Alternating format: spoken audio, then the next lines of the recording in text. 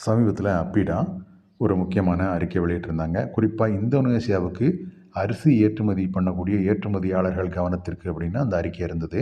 அதில் இந்தோனேசிய அரசு இந்திய கவர்மெண்ட்டை வந்து காண்டாக்ட் பண்ணி சொன்ன விஷயங்கள்லாம் இருந்தது. அவங்க என்ன சொல்லியிருக்காங்க அப்படின்னா, இந்தோனேஷியாவில் 2 வகையான இம்போர்ட்டர்ஸ் இருக்காங்க, ரைஸ் இம்போர்ட்டர்ஸ். ஒன்று இண்டஸ்ட்ரியல் இம்போர்ட்டர்ஸ். அவங்க அரிசியை மூலப்பொருளாக வச்சு அதிலிருந்து பல்வேறு மதிப்பு கூட்டப்பட்ட உணவுப் பொருட்களை தயாரித்து உள்நாட்டில் விற்பனை பண்ணுறாங்க.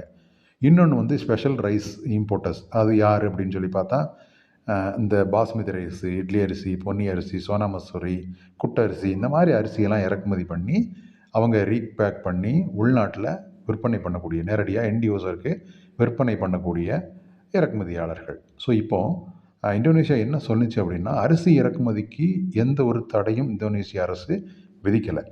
இந்தியா மாதிரியே இந்தோனேஷியாவும் அரிசியை உற்பத்தி பண்ணுது. இந்த சூழலில் இந்த இம்போர்ட் அப்படின்றது வந்து இந்தோனேஷிய அரசு அரிசி வியாபாரிகள், விவசாயிகளை பாதிக்கிற அளவுக்கு அதிகமாகிடக்கூடாது அப்படின்றதுனால நாங்கள் மானிட்டர் பண்ணிகிட்ருக்கோம். அதனால் நேரமும் நாங்கள் இந்த அரிசிக்கு கட்டுப்பாடு எதிர்காலத்தில் விதிக்கலாம்.